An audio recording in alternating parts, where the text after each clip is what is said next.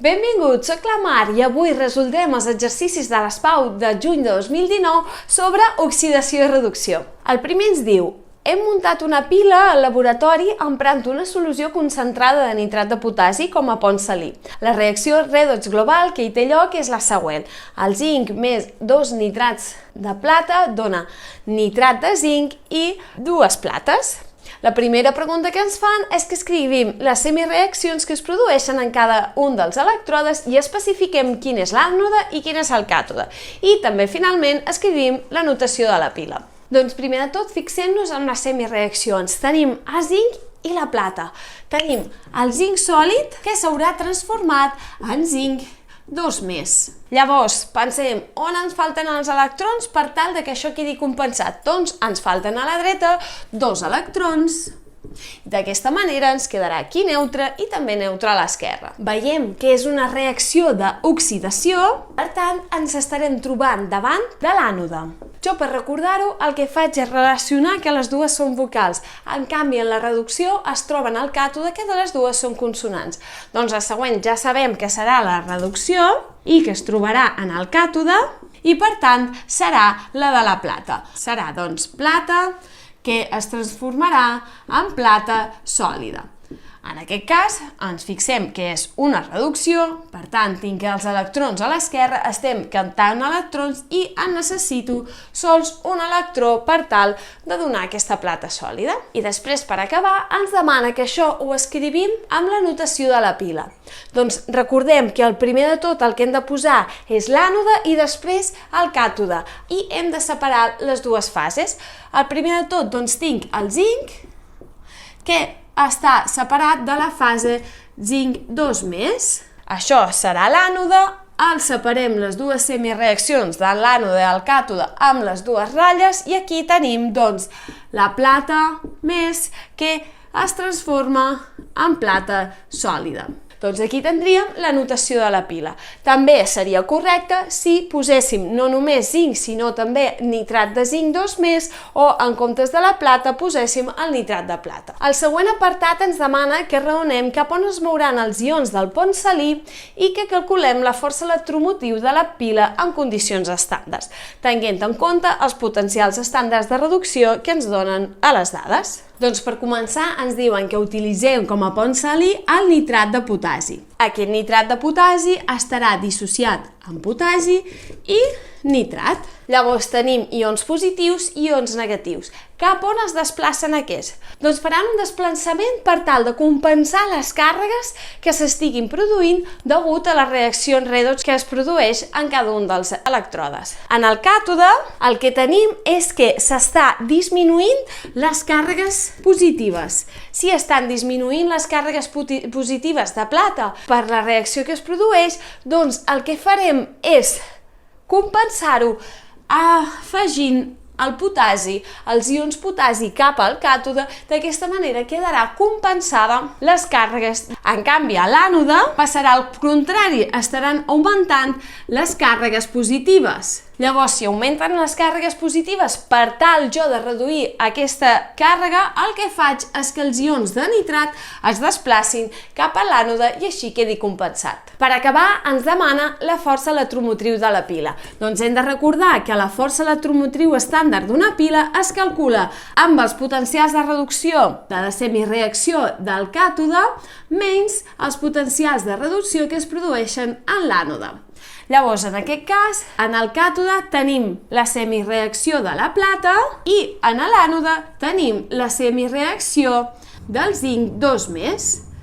Si mirem aquests potencials a les dades, veiem que el de la plata és 0,8, el del zinc és menys 0,76, per tant, si fem l'operació ens donarà 1,56 i recordem que les unitats són volts. Doncs això seria el resultat de la força electromotriu d'aquesta pila. En aquest mateix examen de la sèrie 1, l'exercici 6 també és sobre oxidació i reducció. I ens diu que el magnesi s'utilitza per a protegir les canonades subterrànies de la corrosió. Aquest procediment químic anomenat protecció catòdica es du a terme soldant trossos de magnesi a les canonades de ferro.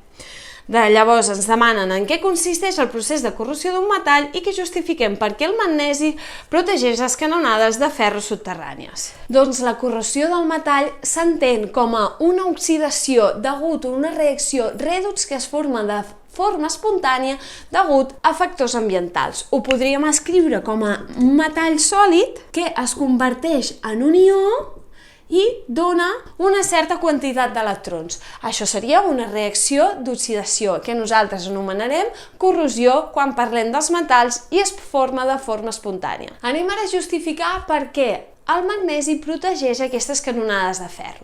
Doncs el primer de tot que hem de tenir en compte és que si tenim un potencial estàndard de reducció baix, voldrà dir que s'oxidaran, és a dir, que tindran una corrosió més fàcil. Llavors ara, fixem-nos amb els potencials estàndards de reducció tant del ferro com del magnesi, veiem que la del magnesi és més baixa que el ferro. Per tant, el magnesi s'oxidarà abans que el ferro.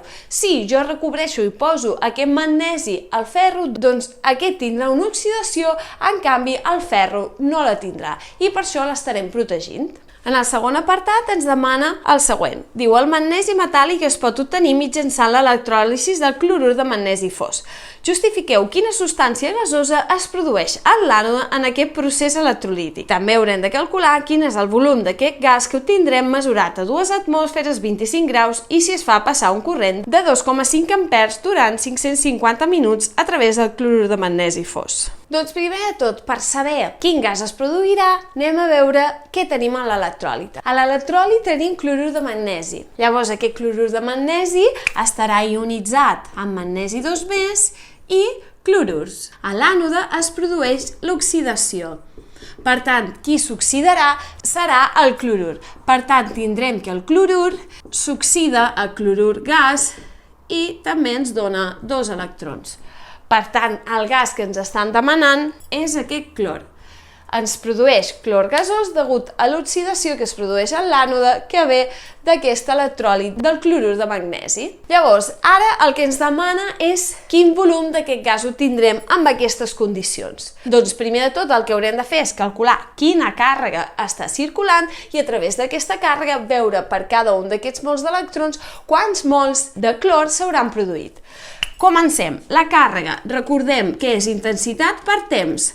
Doncs la intensitat és 2,5 amperes i el temps 550, però ens ho dona en minuts i nosaltres ho passarem a segons per tal que ens doni en coulombs aquesta càrrega. Llavors ens donarà una càrrega de 8,25 per 10 elevat a 4 coulombs. Ara tinc aquesta càrrega que sé que és la que ha circulat i jo puc transformar la càrrega en mols d'electrons utilitzant la constant de Faraday, perquè sé que cada mol d'electrons té una càrrega de 9,65 per 10 a la 4 coulombs. Per tant, ja hauré pogut transformar en mols d'electrons. Però a mi m'interessa la quantitat de clor. Per això utilitzaré la relació estequiomètrica, que són cada 2 mols d'electrons tinc un mol de clor. I això em donarà que tinc 0,427 mols de clor. Però no hem acabat perquè el que ens estaven demanant és el volum i aquí tenim les condicions amb què està treballant. Per tant, utilitzo la llei dels gasos ideals per tal de relacionar la quantitat de mols amb el volum. Recordem, doncs, que el volum serà mols constant dels gasos ideals per temperatura dividit pressió. En aquest cas tenim 0,427, faig servir la constant de 0,082 per la temperatura, que aquí està en graus, però recordem que l'hem de posar en kelvins, que seran 298 kelvins, dividit la pressió, que la tinc en 2 atmosferes. I això em donarà un volum de 5,22 litres. Per tant, en aquestes condicions de pressió i temperatura, quan ha circulat durant 550 minuts una intensitat de 2,4 amperes, m'haurà aportat un volum de 5,22 litres de clor. El següent exercici de la sèrie 4 ens diu que uns estudiants que fan un experiment al laboratori han volgut comprovar si el magnesi i el coure poden generar hidrogen, quan cadascun d'aquests metalls reacciona separadament amb una solució aquosa d'àcid clorhídric diluït. Els experiments que s'han dut a terme demostren que només un dels 2 metalls reacciona amb l'àcid. Hem de justificar els resultats experimentals identificant el metall que reacciona amb l'àcid i hem d'escriure la reacció. Doncs per comprovar quin d'aquests aquests dos reaccionaran amb l'àcid clorhídric, anem primer de tot a plantejar quines reaccions possibles hi ha i anem a veure si alguna d'aquestes serà espontània o no. Doncs tenim que el magnesi pot reaccionar amb l'àcid, donant magnesi 2+, i també per compensar, i també ens donarà hidrogen, que és el que demanàvem. L'altra opció seria amb el coure, que també reaccionaria amb l'àcid per donar coure 2+ i hidrogen. Anem a veure quina d'aquestes dues podria ser que fos espontània. Per saber que és espontània, el que necessito és que l'energia lliure de Gibbs sigui més petita que 0. Recordant que l'energia lliure de Gibbs és menys la quantitat de molts d'electrons que han circulat per la constant de Faraday i per la fem de la pila. Per tant, per aconseguir que aquest procés sigui espontani, el que volem és que aquest potencial de la pila sigui positiu. Llavors, el que haurem de mirar és quin dels dos d'aquests serà positiu, per tant, sabrem quin dels dos s'ha produït de forma espontània. Com es calcula el potencial de la pila? Doncs el potencial de la pila és els potencials de reducció de la semireacció del càtode menys el potencial de reducció de la semireacció de l'ànode. Si tinc en compte això, anem a fer de la primera pila, ens donaria que el potencial de la pila és el potencial de reducció de l'hidrogen menys el potencial de reducció del magnesi. Si mirem les dades, veiem que el de l'hidrogen és 0 i el del magnesi menys 2,37. Per tant, ens donarà 2,37 volts. És positiu. Això ens està indicant que si és positiu, la seva energia lliure de Gibbs és negativa, per tant és espontània. Ja veiem que aquesta pila sí que es produirà. Quan jo poso en àcid clorhídric el magnesi, es produeix hidrogen. Si comprovem amb l'altre cas, amb la segona pila, la del coure, què veiem? Que tinc el potencial de reducció de l'hidrogen menys el potencial de reducció coure, que és 0 menys 0,34, per tant, menys 0,34 volts. És negatiu. Si el potencial de la pila és negatiu, l'energia lliure de Gibbs ens dona positiva, per tant, no serà espontània, no es produirà aquesta reacció. Per tant, la resposta és que el metall que ens dona hidrogen quan el posem en àcid clorhídric és el magnesi. L'apartat B ens diu: en un altre experiment construeixen en condicions estàndards i a 25 graus una pila formada per parells redots, magnesi 2+ magnesi, coure 2+ coure. Diu que escrivim les semireaccions que tenen lloc a l'ànode i al càtode i la reacció iònica global de la pila i que en calculem la força electromotriu d'aquesta pila. Doncs anem a veure què tenim en el càtode i què tenim en l'ànode. Hem de recordar que la pila ens ha de donar una fem positiva, per tant, això ens està indicant que en el càtode he de tindre el coure i en l'ànode el magnesi, pel que hem vist just en l'apartat anterior, perquè si no ens donaria negativa i això és el que no ens interessa. Penseu una cosa, hem de buscar que el càtode tingui el potencial més gran possible i en l'ànode el més petit. Fixem-nos que el magnesi el té negatiu, per tant és més petit, per tant anirà a l'ànode, i el càtode és el coure que és positiu, per això serà el càtode. En l'ànode es produeix la reacció de reducció, en aquest cas, com hem dit, és el coure, i el coure 2+ es redueix amb 2 electrons a coure sòlid. En canvi, en l'ànode el que tindré la reacció d'oxidació del magnesi, que s'oxidarà magnesi sòlid, ens donarà magnesi 2+ més 2 electrons. Doncs aquí ja tenim les dues semireaccions que es produeixen en el càtode i en l'ànode. Ara aquí hem de fer la reacció global. Què ens hem de fixar sobretot per fer la reacció global? Doncs que la quantitat d'electrons quedin compensades. En aquest cas, com que en tenim 2 a l'esquerra i 2 a la dreta, podem sumar directament i ens donarà que tenim coure 2+, magnesi, que ens donarà coure sòlid, i magnesi 2+. Doncs això serà la reacció global. I per acabar hem de fer la força electromotriu. Recordem que la fem de la pila serà igual al potencial de reducció que es produeix en el càtode menys el potencial de reducció de la semireacció de l'ànode. Ja hem dit que hem d'intentar que en el càtode tingui la major possible i en l'ànode la menor possible, perquè així ens donarà més gran, sobretot perquè ens doni positiva, i veiem que és una pila perquè és espontània. Llavors, en el càtode tenim la del coure 2+, i en l'ànode el que tenim és el magnesi. Si mirem a les dades, ens diu que la del coure és 0,34 volts, la del magnesi és menys 2,37 volts, per tant, ens donarà un potencial de la pila de 2,71 volts. Doncs aquesta pila tindrà aquest potencial.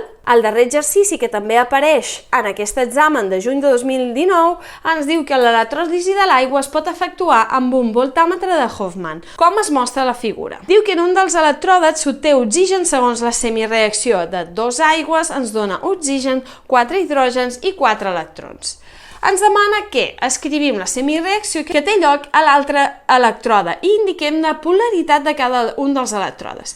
També ens demana que quin gas es produeix a l'ànode i quin en el càtode, i que en tots els processos electrolítics s'hi cal subministrar energia mitjançant una pila, i que en justifiquem aquestes respostes. Doncs ens han donat una semireacció d'un dels dos elèctrodes. Què passarà amb l'altre elèctrode? Doncs hem de pensar que també tenim aigua i en aquest cas, en comptes de donar electrons, el que farà serà que els estarà captant. Llavors, el que ens donarà és hidrogen i hidròxids.